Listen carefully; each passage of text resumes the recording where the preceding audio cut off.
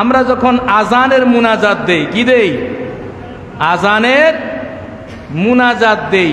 তো আমরা যারা আহলে সুন্নাহ ওয়াল জামাতের আকীদাপন্থী, আমরা ওয়ারযুকনা শাফাআতাহু ইয়াউমাল কিয়ামা এই অংশটা লাগাইয়া তখন আজানের মুনাজাত দেই, ঠিক না? আজানের পরে আমরা মুনাজাতের সাথে কি বৃদ্ধি করি?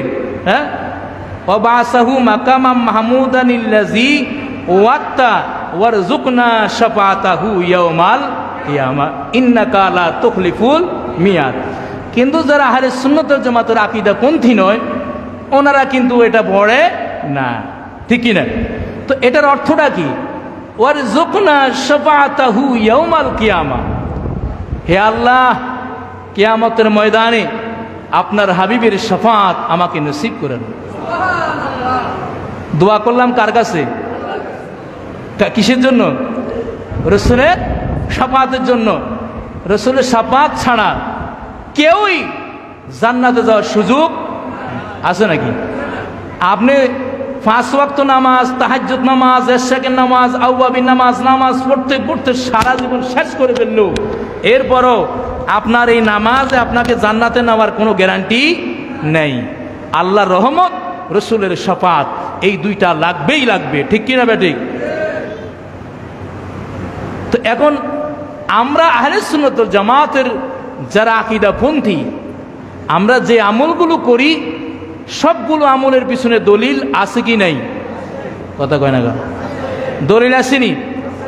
দলিল ছাড়া আপনার জমির মালিকানা, দোকানের মালিকানা, বাড়ির মালিকানা যেইভাবে দাবি করা যায় না, সুন্নি জামাতও কখনো দলিল ছাড়া কথা বলে না, ঠিক কি না?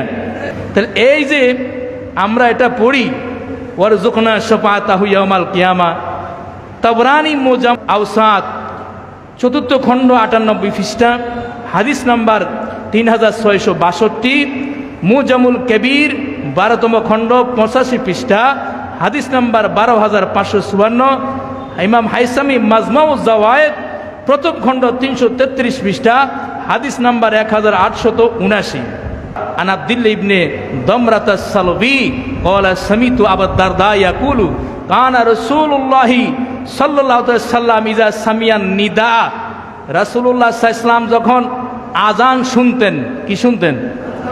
আল্লাহর হাবিব সাল্লাল্লাহু আলাইহি ওয়াসাল্লাম যখন আযান শুনতেন, তারপরে তখন তিনি বলতেন, আল্লাহুম্মা রাব্বা হাযিহি দাওয়াতি তাম্মা ওয়াস সালাতিল কায়িমা সাল্লি আলা আবদিকা ওয়া রাসূলিকা ওয়াজআলনা ফি শাফাআতিহি ইয়াউমাল কিয়ামা।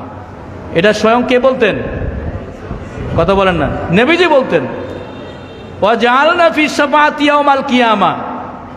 আর আমরা বলি ওয়ারযুকনা শাফাআতাহু ইয়াউমাল কিয়ামা।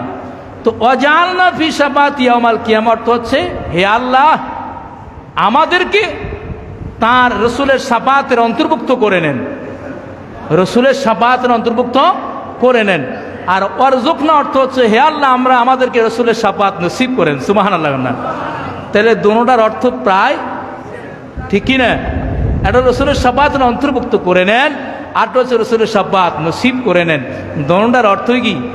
সেম, কাছাকাছি, আরবি শব্দের পরিবর্তন, ঠিক কি না?